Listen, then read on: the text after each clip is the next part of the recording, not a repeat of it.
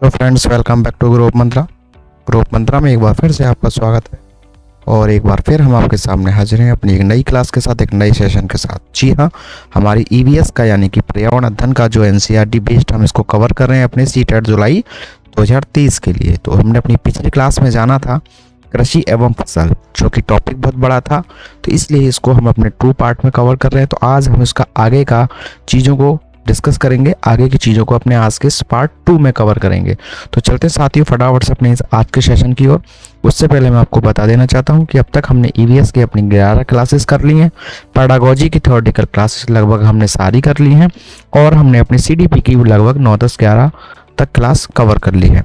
तो अगर आपने इनमें से कोई सी भी क्लास अटेंड नहीं की है या आपकी कोई क्लास छूट गई है तो इसी वीडियो के डिस्क्रिप्शन बॉक्स में इन सभी क्लासेस का लिंक है, वहां से जाकर आप उसे अटेंड कर सकते हैं। तो चलते हैं अपने आज के सेशन की ओर फटाफट से बिना किसी देरी के। जी हाँ साथियों, आज की क्लास का पहला बिंदु है बीहू। जी हाँ साथियों, जो बीहू है वो कहीं ना कहीं कृषि या फसल से संबंधित है। क्यों होने को, तो यह एक त्योहार का नाम है। जी हाँ साथियों, बीहू जो है वो असम का एक प्रसिद्ध त्योहार है।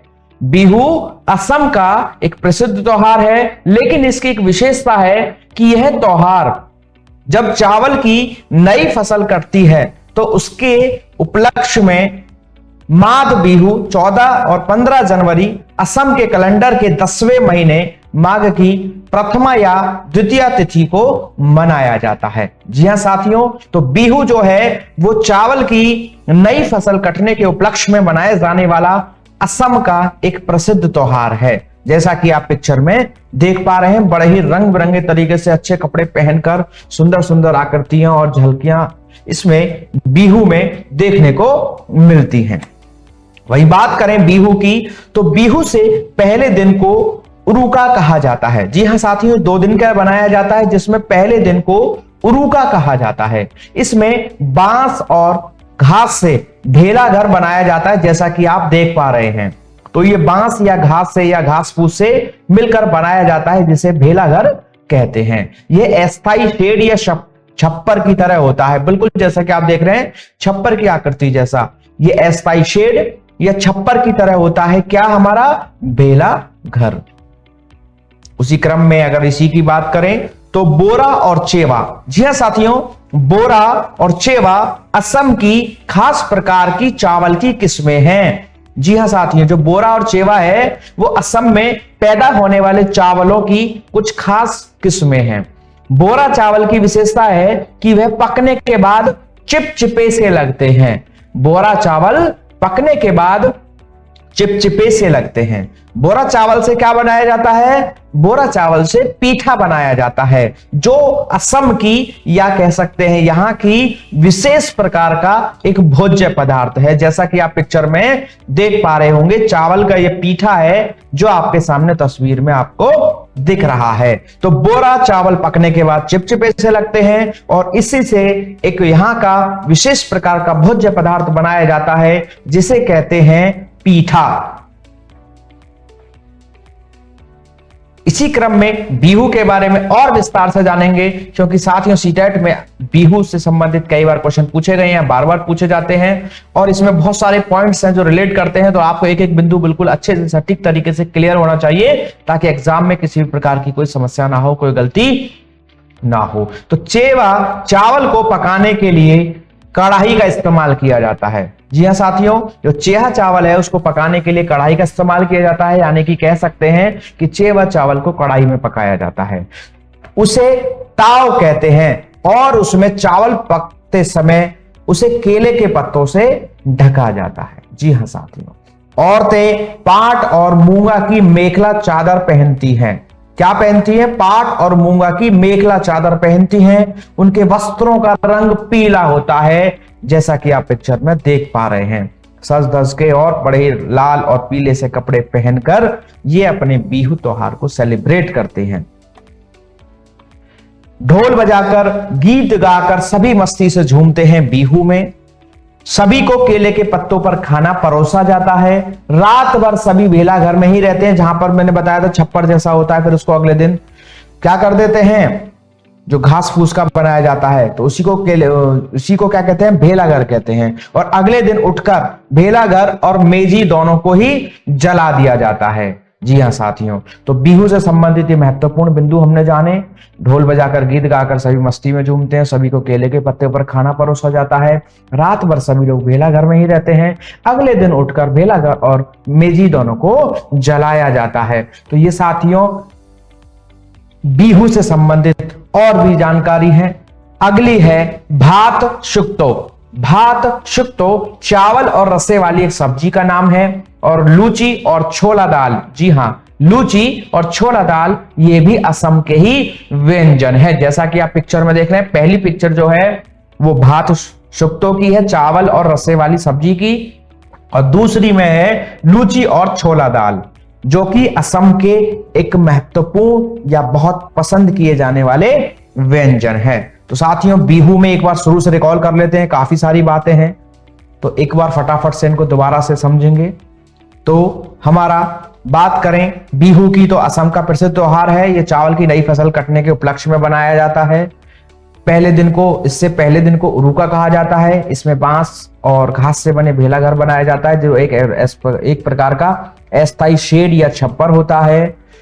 बोरा चावल यहाँ की और चेवा यहाँ के प्रमुख चावल हैं, जिनमें से बोरा चावल से क्या बनाया जाता है, पीठा बनाया जाता है।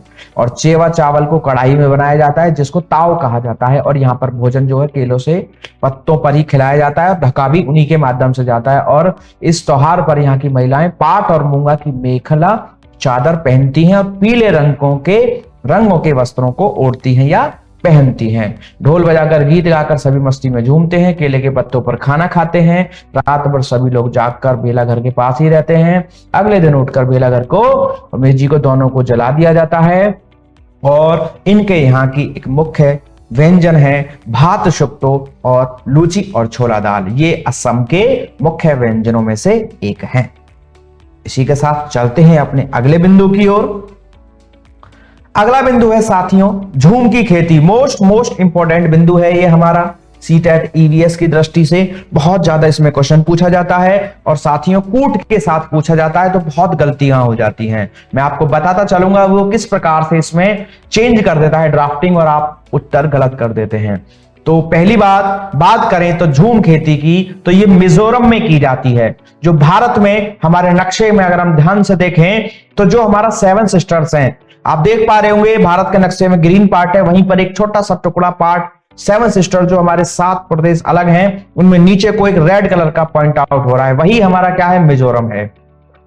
तो झूम की खेती जो है वो मिजोरम में की जाती है। इस खेती में एक फसल के कटने के बाद या जब एक फसल को काट दिया जाता है, तो जमीन को कुछ वर्ष तक खाली रखा जाता है। पहली बात, झूम की खेती मिजोरम में की जाती है। दूसरी बात, यहां पर फसल को कटने के बाद कुछ समय के लिए उसको खाली रखा जाता है।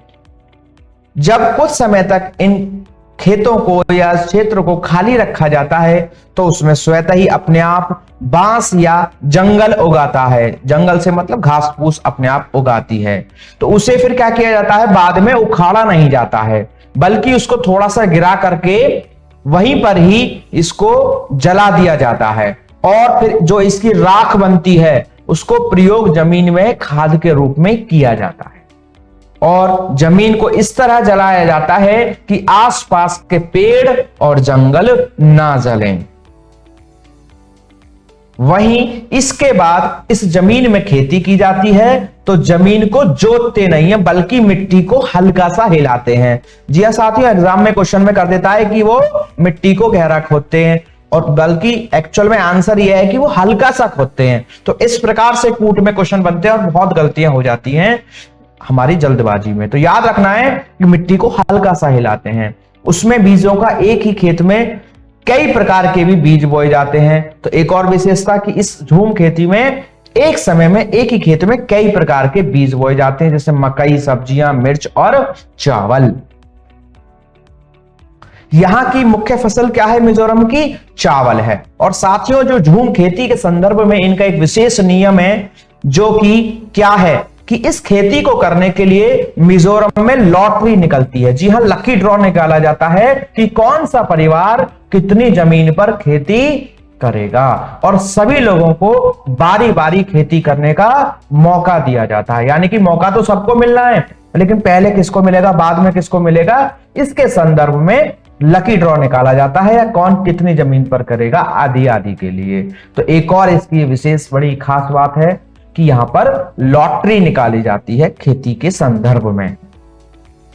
और एक और खास बात कि यहां पर जो जमीन में बुआई की जाती है या जमीन की जो माप है वो किस प्रकार से की जाती है, तो इन्होंने इसका जो मापदंड वो ये सिद्ध किया हुआ है, जैसा कि आप सामने देख रहे हैं टीन, जिसमें हमारे यहां पर तेल आदि चीजों को भरा जाता है, रखा जाता है।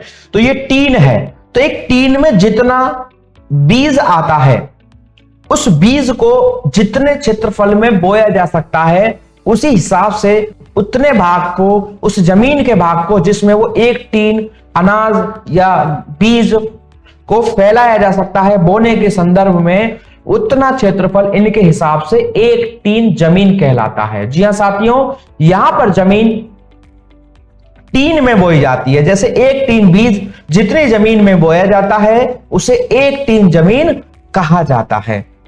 क्या कहा जाता है? एक टीन जमीन कहा जाता है। अब एक बार इसके सारे बिंदुओं पर फटाफट से चर्चा कर लेते हैं, क्योंकि ये बहुत ही इंपॉर्टेंट है हमारा एग्जाम के पॉइंट ऑफ व्यू से।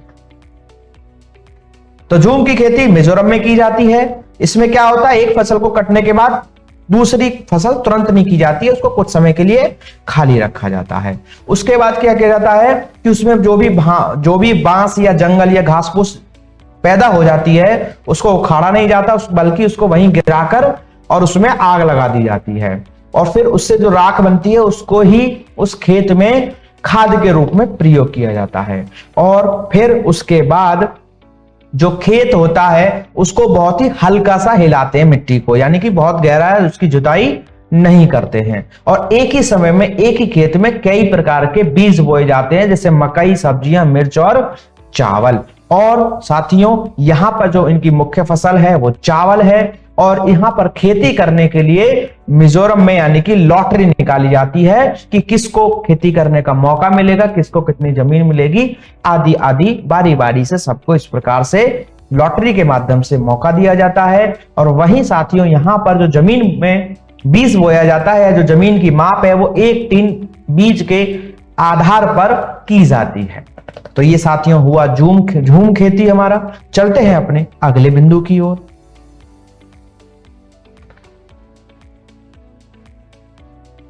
अगला बिंदु है साथियों उड़ीसा के कालाहांडी। जी हां साथियों, उड़ीसा के कालाहांडी जिले में सबसे ज्यादा चावल पैदा होता है। बिल्कुल याद रखना है, भारत में नक्शे में आप देख रहे हैं रेड रेड स्पॉट है, वो उड़ीसा के लिए है, और उड़ीसा के कालाहांडी में सबसे ज्यादा, जी हां साथियों, ये उड़ीसा का कालाहांडी एक जिले का नाम है जहां पर सबसे ज्यादा चावल पैदा होता है। अगला है एग मार्क। एग मार्क क्या होता है? तो साथियों जो भी हमारे भोज्य पदार्थ होते हैं, खाने पीने की चीजें होती हैं, उनसे संबंधित यानी कि जो हमारे कृषि उत्पाद हैं उनकी गुणवत्ता को, उनकी क्वालिटी को प्रदर्शित करने के लिए जो एक प्रकार का निशान है जो भारत सरकार का होता है उसी को एग मार्क कहा जाता है। जी हां साथियों, एग मार्क जो है एक प्रकार का निशान है जो कृषि उत्पाद की गुणवत्ता को या क्वालिटी को प्रदर्शित करता है, अर्थात जिस पर एग मार्क लगा हुआ है समझ लीजिए वह कृषि उत्पाद हमारे लिए यूज करने के लायक है, अर्थात उसमें किसी प्रकार की कोई कमी या दोष नहीं है। It is usable for us, यानी कि इसको हर तरीके से वेरीफाइड किया हुआ है, सभी मानकों पर ये एक खरा साबित हुआ है, इसलिए ही उसको एग मार्क उपलब्ध किया जाता है।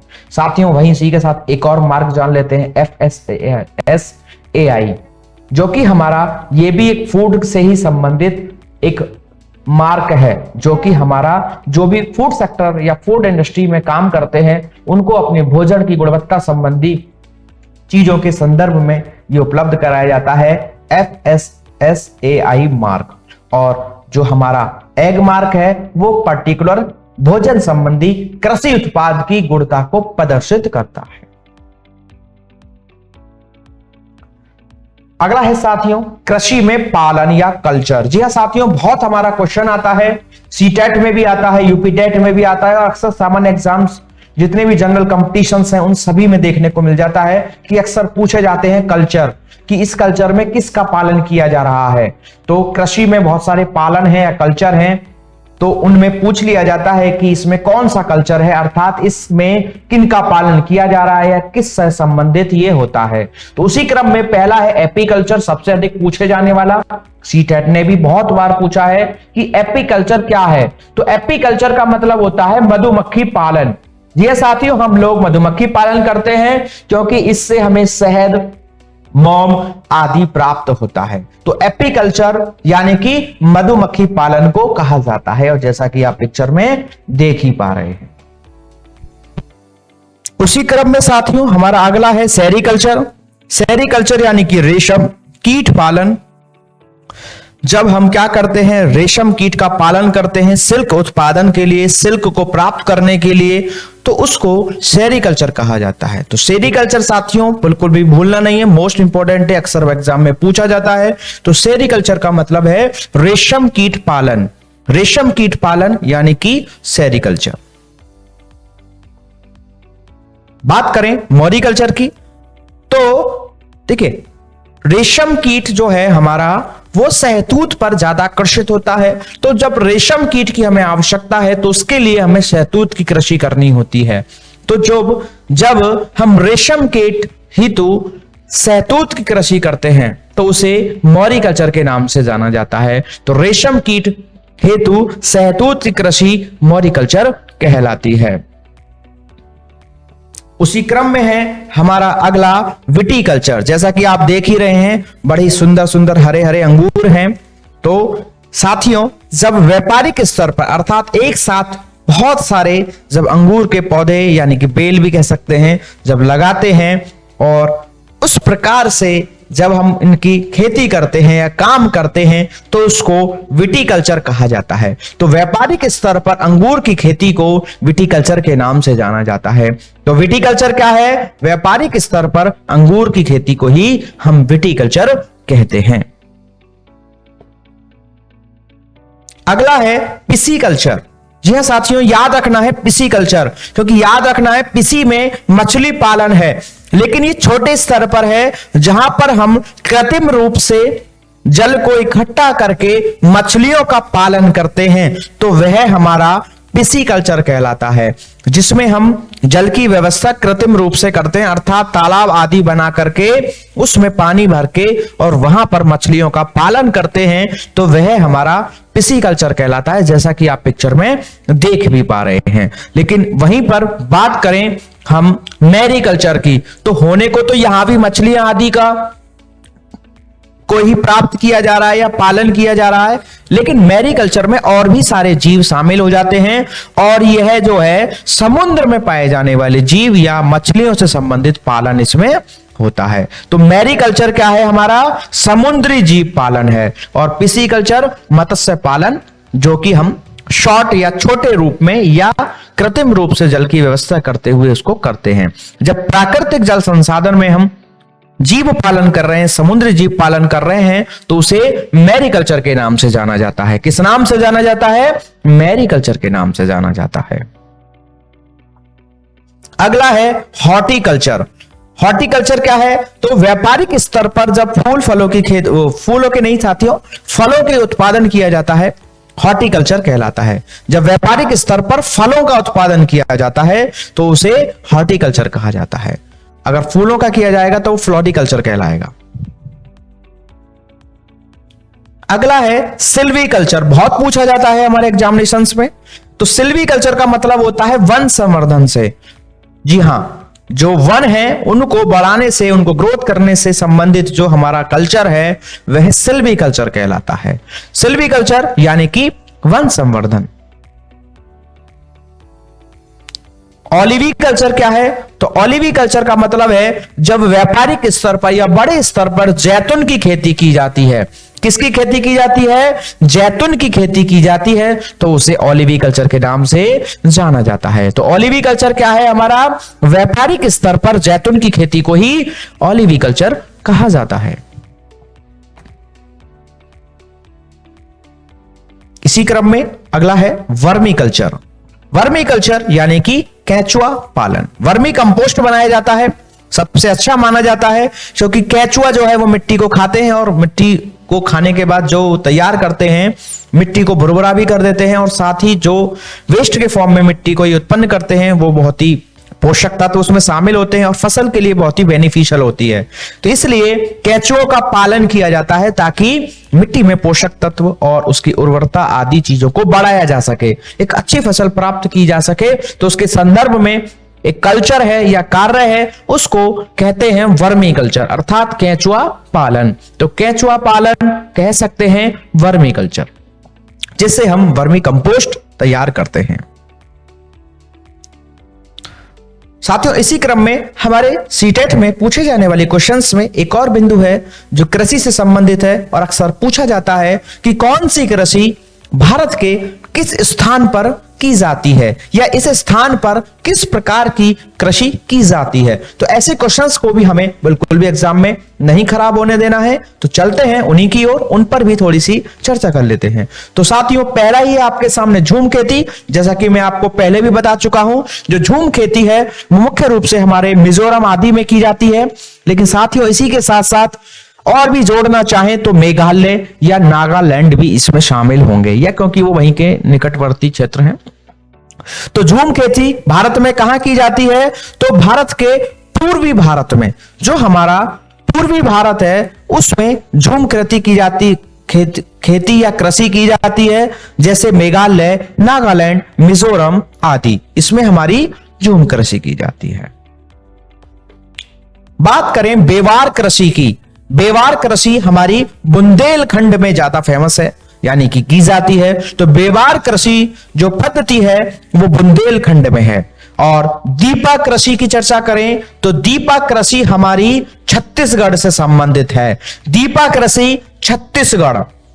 और वहीं पोडू कृषि, पोडू कृषि हमारी आंध्र प्रदेश में की जाती है। तो पोडू कृषि याद रखेंगे, आंध्र प्रदेश। लद्दाख कृषि, लद्दाख कृषि ये भी एक साथियों कृषि का प्रकार है। लद्दाख कृषि हमारे मलेशिया में की जाती है। तो मलेशिया में लद्दाख कृषि की जाती है। और रोका कृषि साथियों भारत के अलावा बाहर की भी शामिल की गई है इसमें एक दो, तो बिल्कुल भी चिंता होने की जरूरत नहीं है कि तो भारत के नाम नहीं है, तो कोई बात नहीं, लेकिन पूछ लेता है बाहर के भी कुछ, क्योंकि कुछ खास और ऐसी कृषियां हैं जो कुछ विभिन्न प्रकार से डिफरेंशिएट बिल्कुल अलग तरीके से कृषि करने का इनमें तरीका है, इसलिए एग्जाम में इसमें से क्वेश्चन पूछ ले जाते हैं। तो लद्दाख कृषि हमारी मलेशिया से संबंधित है। और वहीं हमारी जो रोका कृषि है वो ब्राजील से संबंधित है। रोका कृषि ब्राजील से संबंधित है। तो साथियों इसी के साथ हमने अपने चैप्टर कृषि एवं फसल की आज क्लास पार्ट 2 की, जिसमें हमारी क्लास टोटल क्लासेस के क्रम में 12वीं क्लास थी। तो इसी के साथ हमारा जो फसल एवं कृषि या कृषि एवं फसल जो हमारा चैप्टर था वो यहीं कंप्लीट होता है। और इसके बाद हम इससे आगे के अपने चैप्टर्स को अपनी अगली क्लास में चर्चा करेंगे। तो साथियों आज की क्लास में सिर्फ इतना ही। उम्मीद है कि आपको आज की क्लास अच्छे से समझ में आई होगी। अगर आपको आज का सेशन अच्छा लगा तो वीडियो को लाइक करें एंड शेयर करें। वैसे आपके हमें कमेंट्स मिल रहे हैं बराबर, और कुछ बच्चे व्हाट्सएप के माध्यम से भी कनेक्ट हो रहे हैं और वहाँ पर आकर के कमेंट कर रहे हैं और अपनी बातें बता रहे हैं। तो हालांकि माहौल सकारात्मक है, आपको चीज़ें समझ में आ रही हैं, लेकिन फिर भी अगर आपको कुछ कमी लगती है, कोई आपका सुझाव है, तो आपको आप कमेंट कर सकते हैं, या आप टेलीग्राम या व्हाट्सएप के माध्यम से जुड़कर अपनी बात हमसे शेयर कर सकते हैं। हम बिल्कुल उसमें सुधार करने का या जो भी चीज़ें हैं उनको और अच्छे से करने का प्रयास करेंगे। साथ ही साथ कुछ बच्चों का सवाल है कि हमें इन टॉपिक्स की PDF कैसे मिलेगी, हमें अगर हार्ड कॉपी या सॉफ्ट कॉपी चाहिए तो वो कैसे मिलेगी। तो इसके लिए आप इसी वीडियो के डिस्क्रिप्शन बॉक्स में व्हाट्सअप नंबर दिया हो, वहाँ पर अपने नाम से मैसेज छोड़ें और अपना क्वेश्चन छोड़ें या PDF लिख कर छोड़ दें। हम उसके बारे में आपको जानकारी दे देंगे और आपको PDF प्रोवाइड कराने का तरीका बता देंगे। तो चलते हैं साथियों, मिलते हैं आपसे अपनी अगली क्लास में अपने एक नए टॉपिक के साथ। तब तक के लिए आप इसी प्रकार बने रहें, पढ़ते रहें, सीखते रहें। Thanks for watching. Don't forget to like and share the video. Please subscribe the channel.